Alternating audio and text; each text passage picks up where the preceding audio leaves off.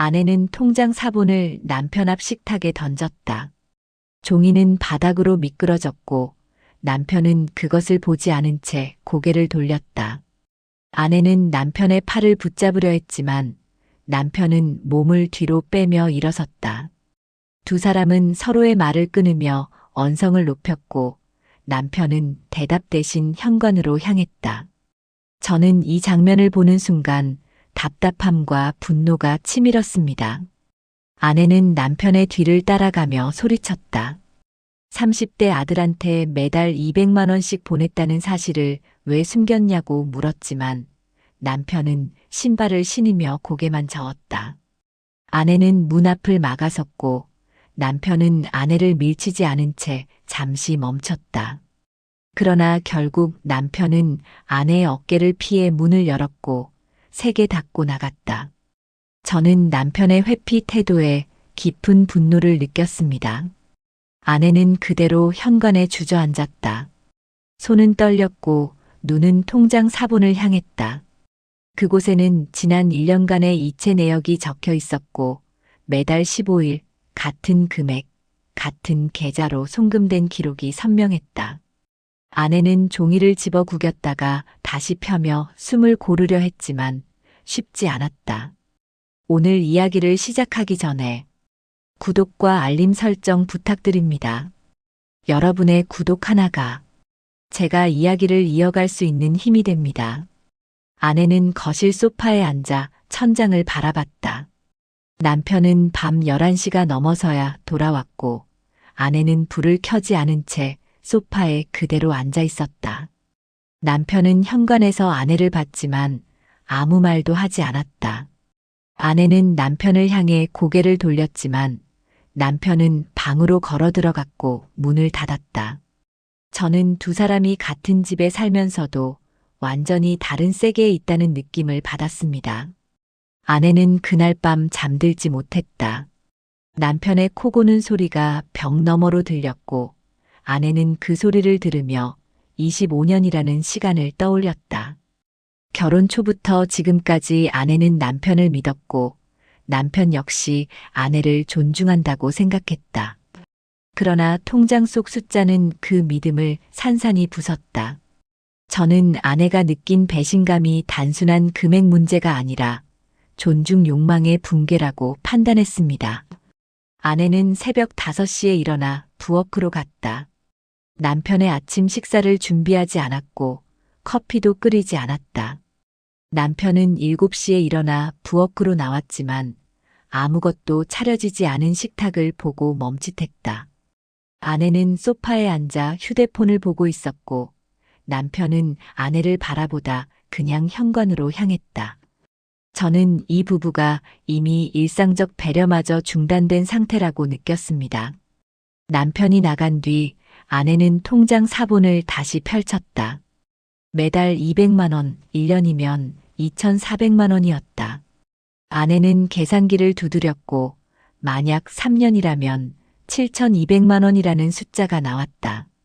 아내는 그 금액을 보며 자신이 파트타임으로 번 돈이 떠올랐다.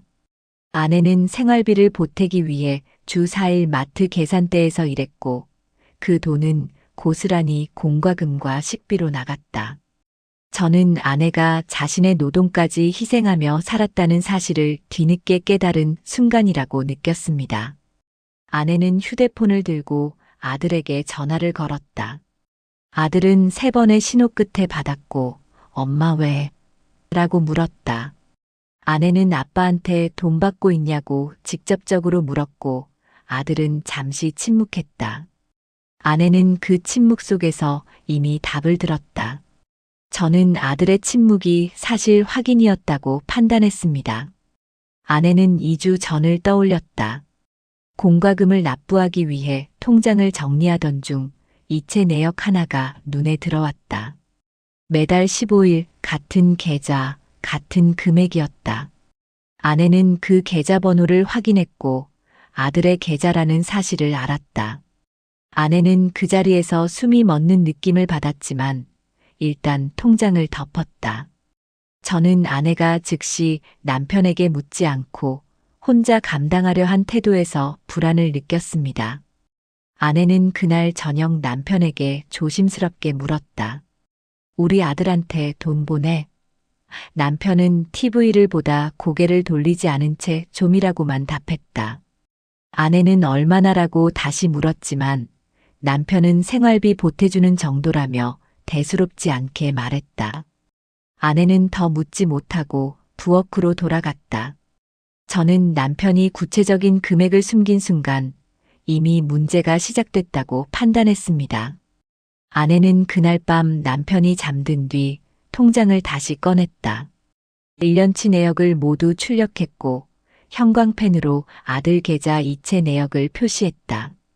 12번 매달 200만 원, 총 2,400만 원이었다. 아내는 종이를 보며 손이 떨렸고 그 금액이 부부의 노후 자금에서 나갔다는 사실을 깨달았다. 저는 아내가 배신감보다 경제적 불안을 먼저 느꼈다는 점에서 이 부부의 실질적 위기를 확인했습니다. 아내는 며칠간 남편을 관찰했다. 남편은 평소와 다르지 않았고 아들 이야기를 하며 요즘 잘 지내는 것 같다고 말하기도 했다. 아내는 그 말을 들으며 당연히 잘 지내겠지. 돈을 받으니까라고 속으로 중얼거렸다. 아내는 남편에게 다시 묻고 싶었지만 남편의 태도가 너무 태연해서 오히려 말을 꺼내기 어려웠다. 저는 남편의 태연함이 아내를 더 고립시켰다고 느꼈습니다. 아내는 결국 은행을 찾아갔다. 상담원에게 통장을 보여주며 이 이체 내역이 언제부터 시작됐는지 확인할 수 있냐고 물었다. 상담원은 시스템을 확인하더니 3년 전부터 매달 같은 금액이 나갔다고 답했다.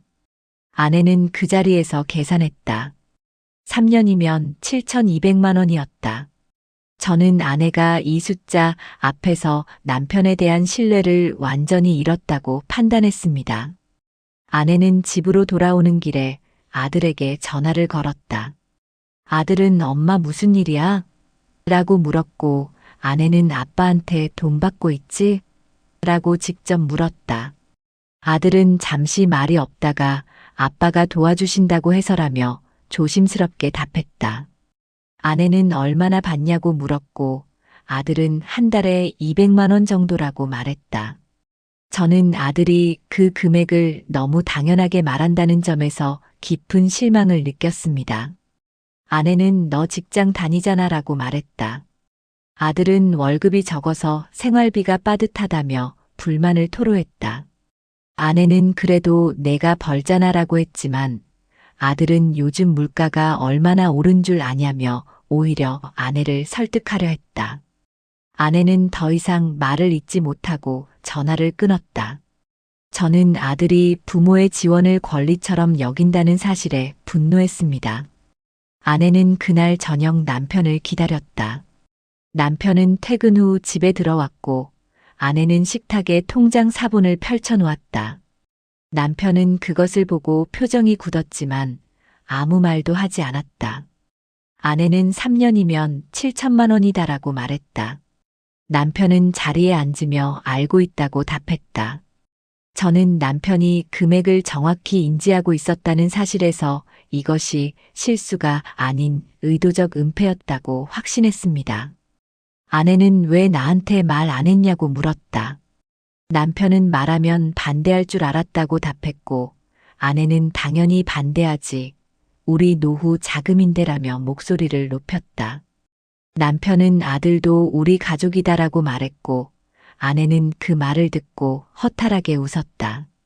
저는 남편이 가족이라는 명분으로 아내의 동의를 생략했다는 점에서 존중 욕망이 철저히 무시됐다고 느꼈습니다. 아내는 언제까지 줄 거냐고 물었다. 남편은 아들이 안정될 때까지라고 답했고 아내는 그게 언제인데라고 되물었다. 남편은 대답하지 않았고 아내는 그 침묵 속에서 끝이 보이지 않는다는 사실을 깨달았다. 저는 이 대화가 평행선을 그으며 끝날 것이라고 예감했습니다. 아내는 다음 날 아들에게 다시 전화를 걸었다. 아들은 엄마 또 왜? 라며 짜증 섞인 목소리로 받았다. 아내는 아빠한테 받은 돈 뭐에 쓰냐고 물었고 아들은 생활비에 쓴다고 답했다. 아내는 구체적으로 뭐에 쓰는지 말해봐라고 다그쳤지만 아들은 엄마가 왜 그렇게까지 물어? 라며 불쾌해했다. 저는 아들이 부모에게 돈을 받으면서도 사용처를 밝히지 않으려는 태도에 실망했습니다. 아내는 며느리에게 전화를 걸었다. 며느리는 밝은 목소리로 어머니 안녕하세요라고 인사했고 아내는 요즘 생활은 어떠냐고 물었다. 며느리는 괜찮다고 답했고 아내는 시아버지가 도와주신다며 라고 조심스럽게 말을 꺼냈다. 며느리는 네, 감사하죠라며 태연하게 답했다. 저는 며느리까지 이 구조를 당연시한다는 걸 확인하며 깊은 답답함을 느꼈습니다. 아내는 며느리에게 남편 월급으로 생활이 안 되냐고 물었다. 며느리는 요즘 애들 키우는 게 얼마나 드는 줄 아세요? 라며 오히려 하소연을 시작했다. 학원비, 생활비, 주거비 등을 나열하며 시아버지가 안 도와주시면 정말 힘들다고 말했다. 아내는 더 이상 듣지 않고 전화를 끊었다. 저는 며느리가 시부모의 지원을 권리처럼 받아들인다는 사실에 분노했습니다. 아내는 그날 저녁 남편에게 아들 월급이 얼마냐고 물었다. 남편은 한 400만 원 정도 된다고 답했고 아내는 그럼 생활할 만하잖아라고 말했다. 남편은 애들 키우면서 400으로 어떻게 사냐며 아내의 말을 차단했다. 아내는 우리도 그렇게 살았다고 말했지만 남편은 그땐 물가가 달랐다며 변명했다. 저는 남편이 아들을 보호하기 위해 합리화를 반복한다고 판단했습니다. 아내는 며칠 뒤 아들 부부를 집으로 불렀다. 아들과 며느리는 손주를 데리고 왔고 아내는 밥을 차렸다. 식사 중 아내는 아들에게 이제 아빠 도움 없이 생활해봐라고 말했다. 아들은 숟가락을 놓으며 갑자기 왜 그러세요? 라고 물었고 며느리는 불안한 표정으로 남편과 시어머니를 번갈아 봤다. 저는 아들이 아내의 말을 공격으로 받아들였다는 점에서 대화 자체가 불가능하다고 느꼈습니다. 남편은 아내를 제지하며 애들 앞에서 이러지 말라고 말했다. 아내는 지금 이야기 안 하면 언제 하냐며 남편을 쏘아봤다. 아들은 제가 뭘 잘못했는데요? 라며 불만을 드러냈고 아내는 잘못한 게 아니라 이제 독립해야 한다는 거다라고 답했다. 아들은 독립하고 싶어도 형편이 안 된다며 목소리를 높였다. 저는 아들이 독립 의지가 전혀 없다는 사실을 확인했습니다. 며느리는 어머니가 저희를 이해 안 하시는 것 같다며 조심스럽게 말을 꺼냈다. 아내는 이해 안 하는 게 아니라 우리도 노후 준비를 해야 한다고 말했지만 며느리는 고개를 돌렸다. 남편은 오늘은 그만하자며 자리에서 일어났고 아들 부부도 곧 집을 나갔다. 저는 이 식사 자리가 오히려 갈등을 증폭시켰다고 느꼈습니다. 아내는 설거지를 하며 남편에게 당신은 왜 내 편이 아니냐고 물었다. 남편은 편을 가를 문제가 아니다라고 답했고 아내는 그럼 뭐가 문제냐며 목소리를 높였다. 남편은 대답 대신 거실로 나갔고 아내는 그릇을 씻다 말고 멈췄다. 저는 남편이 중립을 지키는 척하며 사실상 아들 편에 서 있다고 판단했습니다. 아내는 그날 밤 침대에 누워 천장을 바라봤다. 남편은 옆에서 코를 골았고 아내는 남편의 얼굴을 바라보다 고개를 돌렸다. 25년간 함께 살았지만 이 순간 남편은 낯선 사람처럼 느껴졌다. 아내는 눈을 감았지만 잠들지 못했다. 저는 아내가 남편과의 정서적 거리가 이미 멀어졌다고 느꼈습니다. 아내는 다음 날 아침 일찍 일어나 가계부를 꺼냈다. 지난 3년간의 수입과 지출을 모두 펼쳐놓고 형광펜으로 표시하기 시작했다. 남편의 월급, 아내의 파트타임 수입, 공과금, 식비, 그리고 아들에게 간 7,200만 원이었다. 아내는 그 숫자를 보며 손이 떨렸다. 저는 아내가 숫자로 현실을 마주하는 순간이라고 느꼈습니다. 아내는 계산기를 두드렸다. 만약 아들에게 보낸 돈을 저축했다면 지금쯤 1억 가까운 노후 자금이 생겼을 것이었다. 아내는 자신이 파트타임으로 번 돈까지 합쳐 생활비를 감당했고 그 돈은 고스란히 공과금과 식비로 나갔다는 사실을 깨달았다. 아내는 가계부를 덮으며 한숨을 쉬었다. 저는 아내가 자신의 노동까지 희생하며 살았다는 사실을 뒤늦게 인지한 순간이라고 판단했습니다. 아내는 남편이 출근한 뒤 서랍을 열었다. 남편의 통장과 서류가 가지런히 정리돼 있었고 아내는 그중 적금 통장을 꺼냈다. 통장을 펼쳐보니 잔액은 생각보다 적었다.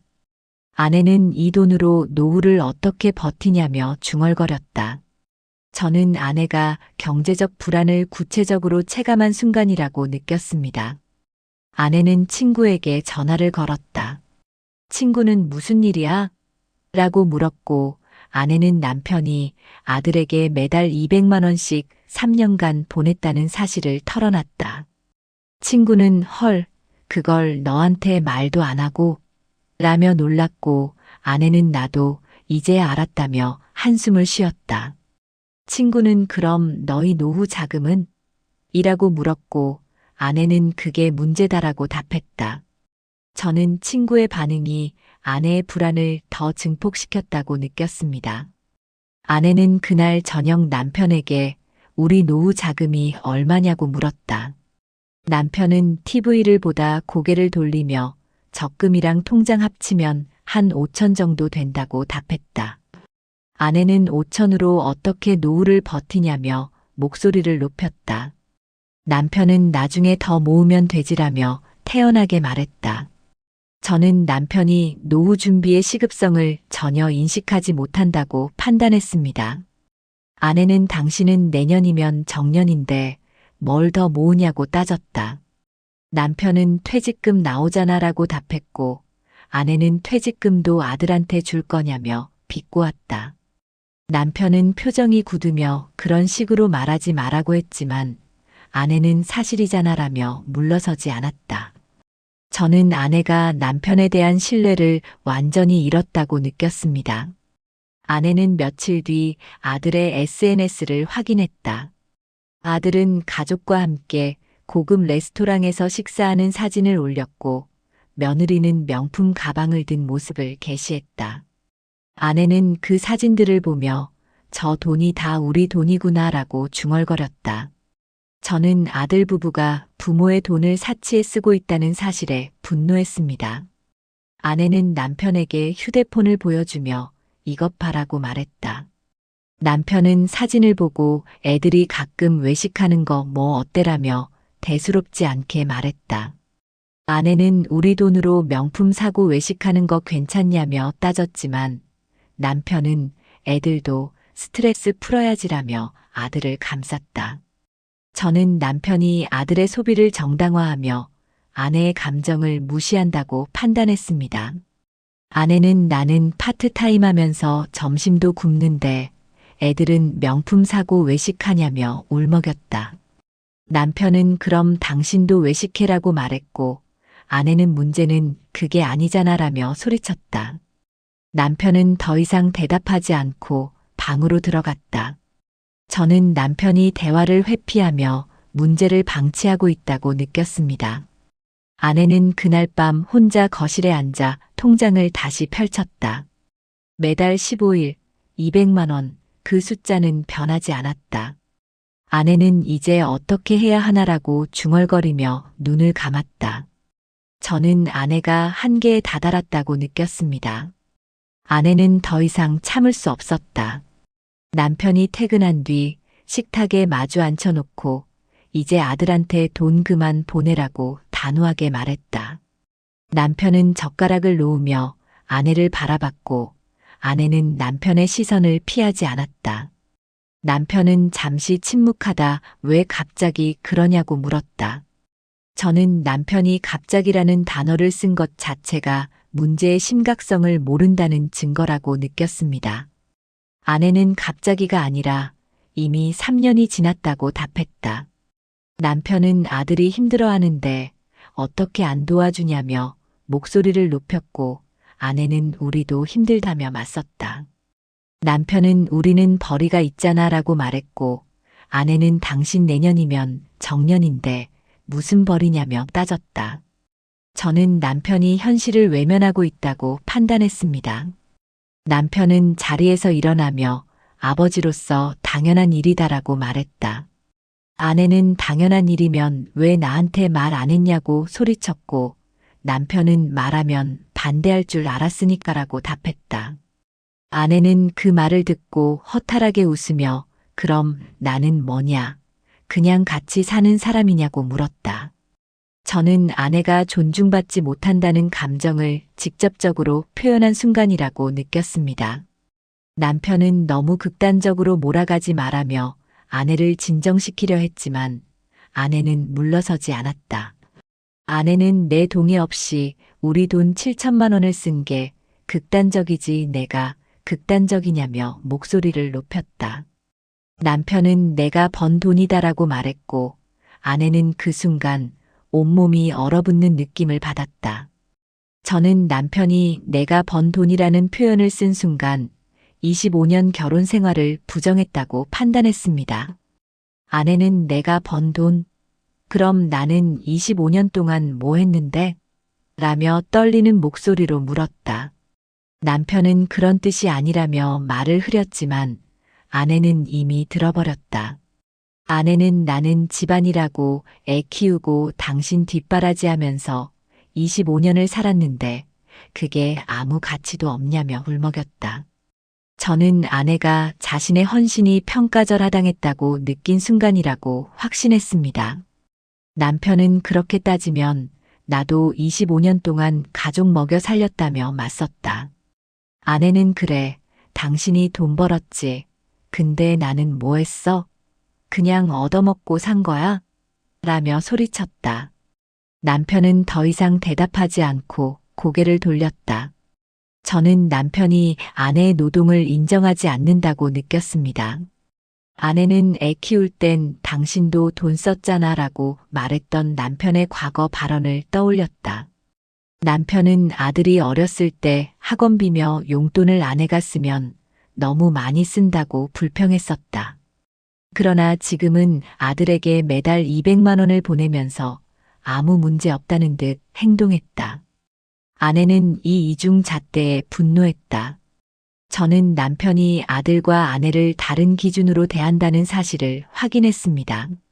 아내는 당신은 아들한테는 한없이 너그럽고 나한테는 왜 그렇게 야박하냐고 물었다. 남편은 아들이랑 너랑 같냐며 황당하다는 표정을 지었다. 아내는 그 표정을 보고 아, 나는 가족이 아니구나라고 중얼거렸다.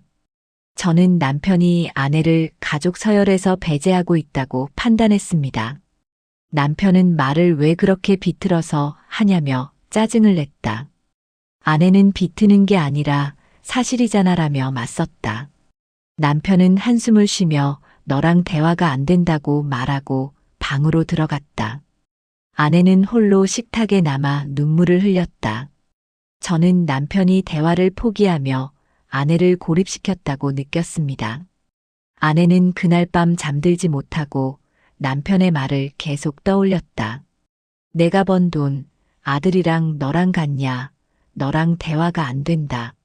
아내는 이 말들이 칼처럼 가슴을 찔렀고 25년이라는 시간이 한순간에 무너지는 느낌을 받았다. 저는 아내가 남편에 대한 신뢰를 완전히 잃은 순간이라고 확신했습니다. 아내는 다음 날 남편 친구에게 전화를 걸었다. 남편 친구는 형수님이라며 반갑게 인사했고 아내는 오빠, 우리 남편이 요즘 어때 보여? 라고 조심스럽게 물었다. 친구는 잠시 뜸을 들이다 뭐 평소랑 비슷한 것 같은데라며 얼버무렸다. 저는 친구가 뭔가를 숨기고 있다는 느낌을 받았습니다. 아내는 아들한테 돈 보내는 거 알아? 라고 직접 물었다. 친구는 그거 알긴 아는데라며 말을 흐렸고 아내는 얼마나 보내는 줄 알아? 라고 다그쳤다. 친구는 형수님한테 들어야 할 것 같은데라며 회피했지만 아내는 내가 지금 물어보는 거잖아라며 물러서지 않았다.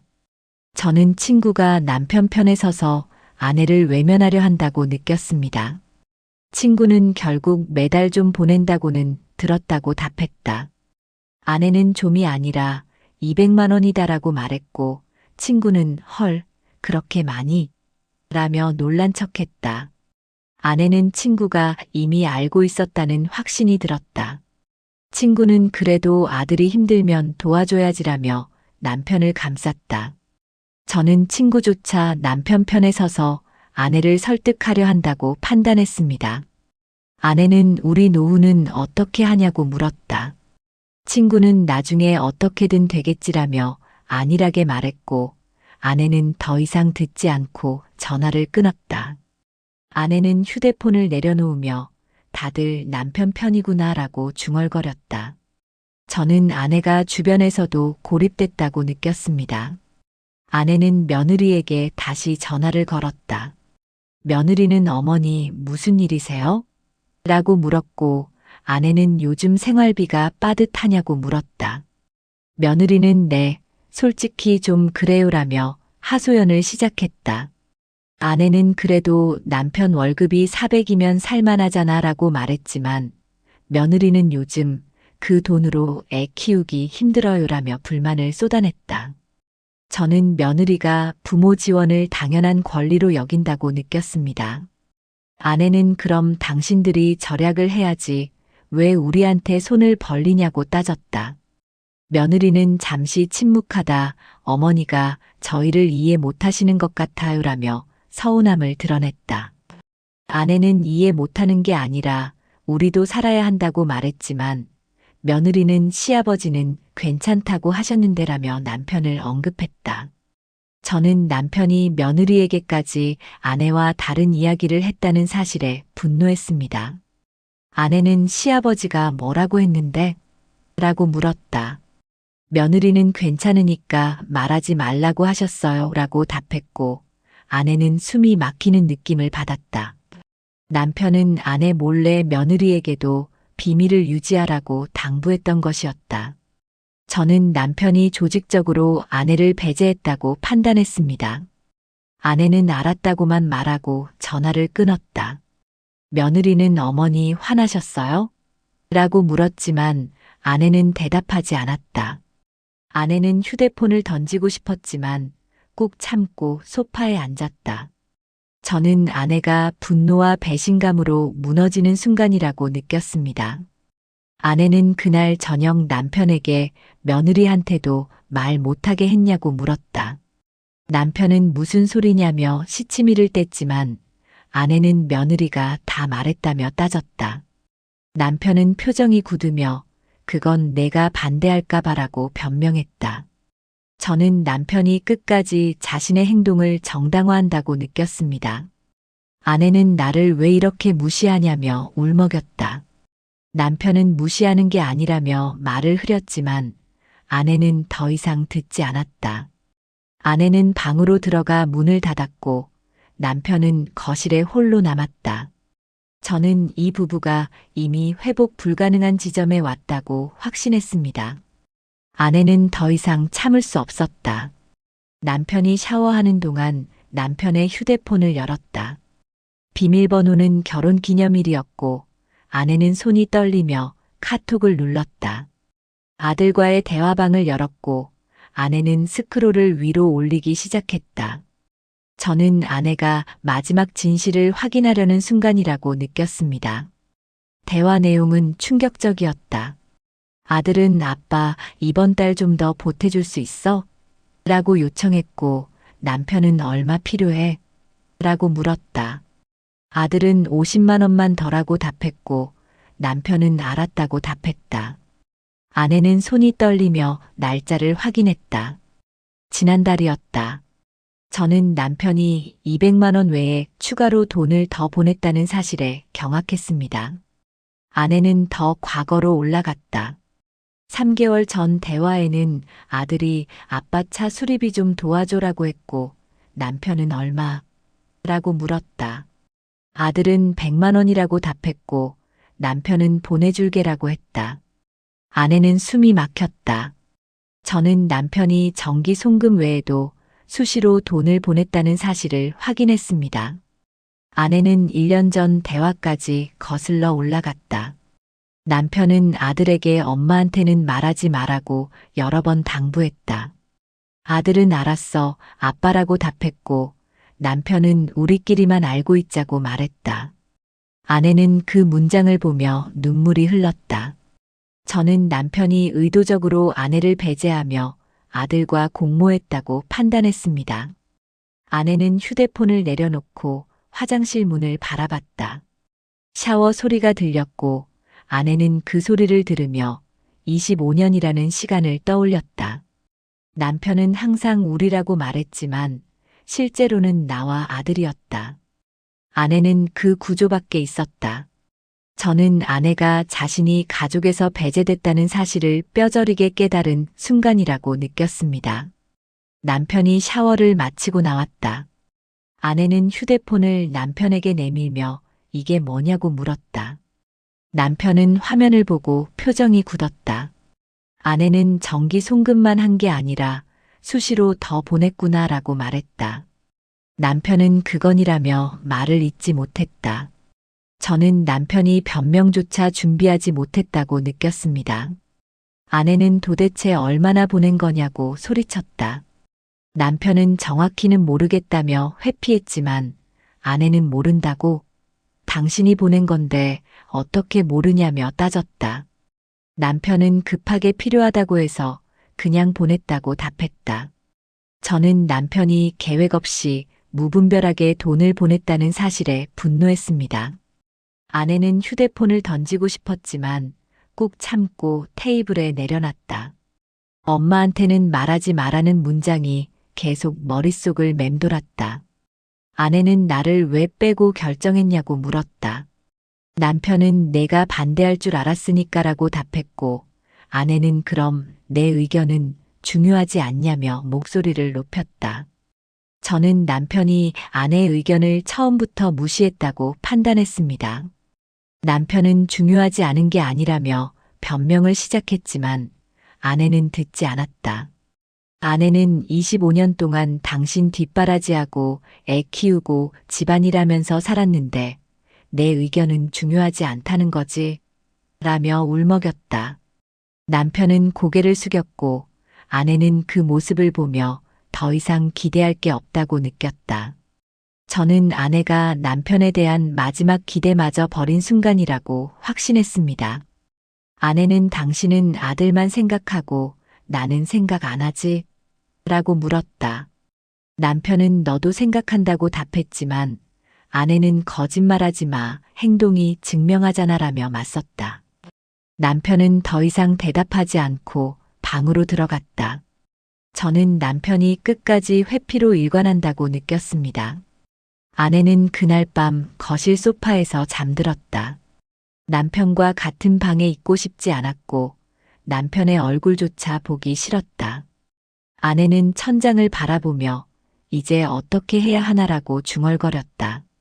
저는 아내가 이혼을 진지하게 고민하기 시작한 순간이라고 느꼈습니다. 아내는 다음 날 아침 일찍 일어나 가방을 쌌다.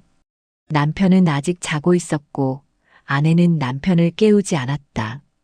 아내는 친구 집으로 향했고 친구는 놀란 표정으로 아내를 맞이했다.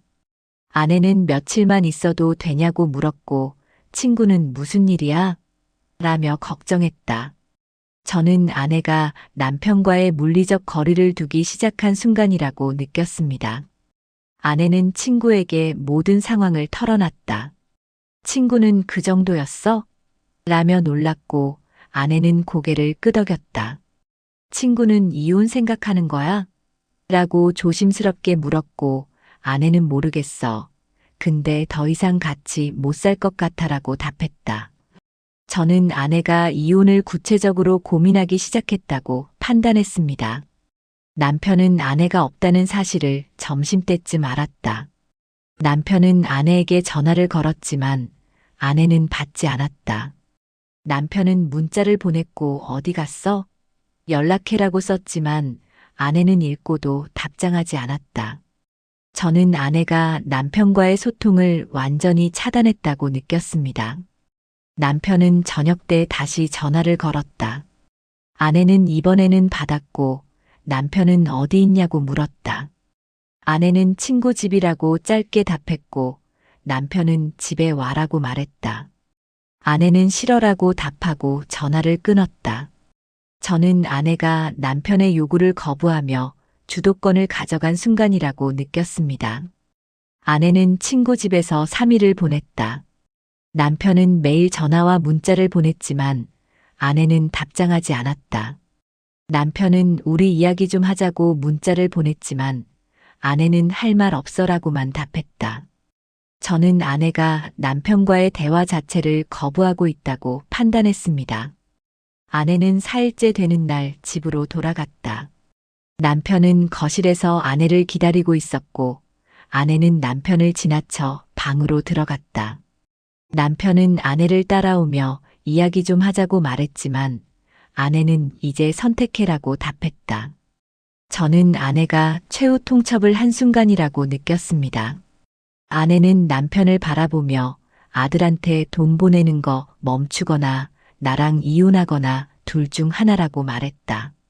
남편은 왜 그렇게 극단적으로 나가냐며 당황했고 아내는 극단적인 게 아니라 나도 살아야 한다고 답했다. 저는 아내가 자신의 생존을 위해 싸우기 시작했다고 판단했습니다.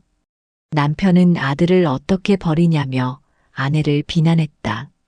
아내는 버리는 게 아니라 독립시키는 거다라고 답했지만 남편은 고개를 저었다. 남편은 아들이 아직 힘들다고 말했고 아내는 30대 중반인데 언제까지 힘들 거냐며 소리쳤다. 저는 남편이 아들을 영원히 보호하려 한다고 느꼈습니다. 아내는 나는 이제 내 노후를 준비하고 싶다고 말했다. 남편은 나중에 하면 되지라고 답했고 아내는 나중은 없어. 당신 내년이면 정년이잖아라며 따졌다. 남편은 더 이상 대답하지 않고 고개를 숙였다. 저는 남편이 현실을 인정하기 시작한 순간이라고 느꼈습니다. 아내는 일주일 시간 줄게. 그 안에 결정해라고 말하고 방문을 닫았다. 남편은 거실에 홀로 남아 소파에 앉았다. 남편은 처음으로 자신이 무엇을 잃고 있는지 깨닫기 시작했다. 저는 남편이 뒤늦게 위기를 체감하고 있다고 판단했습니다. 아내는 다음 날 변호사 사무실을 찾아갔다. 변호사는 이혼 상담이신가요? 라고 물었고 아내는 고개를 끄덕였다. 변호사는 아내의 이야기를 듣고 재산 분할과 위자료를 청구할 수 있다고 말했다. 아내는 위자료까지 받을 수 있냐고 물었고 변호사는 배우자 몰래 재산을 처분한 경우 해당된다고 답했다. 저는 아내가 법적 대응을 준비하기 시작했다고 느꼈습니다.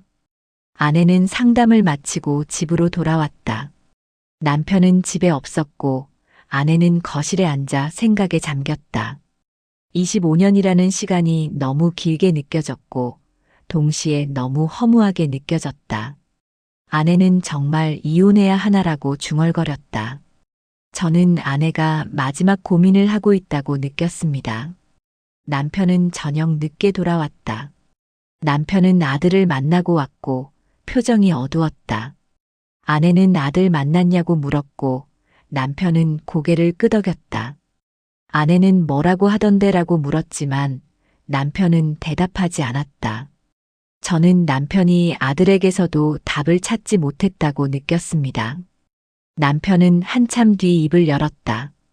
아들한테 말했어. 이제 스스로 해야 한다고. 아내는 남편의 얼굴을 바라봤고 남편은 고개를 숙인 채 말을 이었다. 아들이 섭섭해하더라. 아내는 당연하지. 그동안 공짜로 받았으니까라고 답했다. 저는 남편이 아들의 반응에 상처받았다고 느꼈습니다. 남편은 내가 잘못했다고 말했다. 아내는 그 말을 듣고 눈물이 났지만 참았다. 남편은 너한테 미안하다고 덧붙였고 아내는 미안하다고 다 되냐며 고개를 돌렸다. 저는 남편의 사과가 너무 늦었다고 판단했습니다. 남편은 이혼하고 싶으면 하자고 말했다. 아내는 그 말을 듣고 가슴이 철렁했다. 남편은 내가 너를 힘들게 했으니까라고 덧붙였다. 아내는 남편이 포기한 것처럼 느껴졌고 오히려 화가 났다. 저는 남편이 책임을 회피하려 한다고 느꼈습니다. 아내는 그렇게 쉽게 포기할 거면 애초에 왜 결혼했냐고 소리쳤다. 남편은 포기하는 게 아니라 내가 원하니까라고 답했다. 아내는 내가 원하는 게 아니라 당신이 선택을 안 하잖아라며 따졌다. 저는 두 사람이 서로 다른 언어로 대화하고 있다고 느꼈습니다. 남편은 나는 아들도 너도 다 중요하다고 말했다. 아내는 그럼 왜 나를 빼고 결정했냐며 울먹였다. 남편은 대답하지 못하고 고개를 숙였다. 저는 남편이 여전히 본질을 이해하지 못한다고 판단했습니다. 아내는 그날 밤 이혼 서류를 프린트했다. 서류를 보며 손이 떨렸지만 아내는 멈추지 않았다. 25년이라는 시간이 종이 한 장으로 끝날 수 있다는 사실이 믿기지 않았다. 저는 아내가 마지막 결심을 굳히고 있다고 느꼈습니다. 아내는 다음 날 아침 식탁에 이혼 서류를 놓았다. 남편은 서류를 보고 멈칫했고 아내는 남편을 바라보며 서명해라고 말했다. 남편은 서류를 집어들었지만 펜을 들지 않았다. 아내는 빨리 해라고 재촉했지만 남편은 고개만 저었다. 저는 남편이 마지막 순간까지 결정을 미루고 있다고 느꼈습니다. 남편은 정말 이혼하고 싶어? 라고 물었다. 아내는 내가 원하는 게 중요하냐? 당신이 선택을 해야지라고 답했다. 남편은 나는 이혼하고 싶지 않다고 말했고 아내는 그럼 아들한테 돈 보내는 거 멈춰라고 맞섰다. 저는 두 사람이 여전히 평행선을 달리고 있다고 판단했습니다. 남편은 이미 아들한테 말했어. 이제 안 보낸다고라고 답했다. 아내는 진짜? 라고 물었고 남편은 고개를 끄덕였다. 아내는 남편의 눈을 바라보며 진심인지 확인하려 했지만 확신이 서지 않았다. 저는 아내가 남편을 더 이상 믿지 못한다고 느꼈습니다. 아내는 말만 하면 뭐해, 행동으로 보여줘야지라고 말했다. 남편은 어떻게 보여주냐고 물었고 아내는 통장 비밀번호 바꿔 그리고 나한테 줘라고 답했다. 남편은 잠시 망설이다 알았다고 답했다. 저는 남편이 처음으로 아내에게 통제권을 넘기려 한다고 느꼈습니다.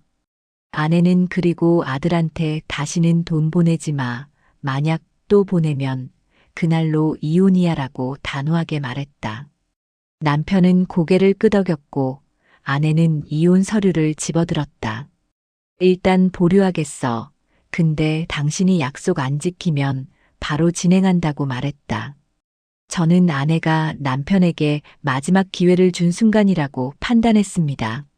남편은 고맙다고 말했지만 아내는 고마울 거 없어. 당신이 당연히 해야 할 일이야라고 답했다. 남편은 고개를 숙였고 아내는 방으로 들어갔다. 저는 이 부부가 새로운 관계를 시작할 수 있을지 의문이 들었습니다. 며칠 뒤 남편은 통장 비밀번호를 바꿔 아내에게 알려줬다. 아내는 통장을 확인했고 더 이상 아들에게 돈이 나가지 않는다는 사실을 확인했다. 그러나 아내는 여전히 남편을 완전히 신뢰하지 못했다. 저는 신뢰 회복에는 시간이 필요하다고 느꼈습니다. 아내는 친구에게 전화를 걸어 일단 보류했어라고 말했다. 친구는 잘 생각했어? 라고 물었고 아내는 모르겠어. 근데 25년을 그냥 버릴 수는 없더라고 답했다. 친구는 그래도 조심해. 또 배신당할 수 있어라고 말했다. 저는 아내가 불안 속에서 선택을 한 것이라고 판단했습니다. 남편은 아내에게 조심스럽게 다가갔다. 앞으로 잘 알게라고 말했지만 아내는 말은 이제 그만하고 행동으로 보여줘라고 답했다. 남편은 고개를 끄덕였고 아내는 남편을 지나쳐 부엌으로 갔다. 저는 이 부부가 다시 시작할 수 있을지 여전히 불확실하다고 느꼈습니다. 아내는 그날 밤 침대에 누워 천장을 바라봤다. 이혼 서류는 서랍 안에 그대로 있었고 언제든 꺼낼 수 있었다. 아내는 내가 잘한 걸까라고 중얼거렸다. 이제 남편은 선택 앞에 서 있습니다. 아내와의 약속을 지킬까요 말까요? 이 이야기가 마음에 남으셨다면 댓글 한 줄만 남겨주세요. 구독과 알림 설정은 제가 내일을 버틸 힘이 됩니다.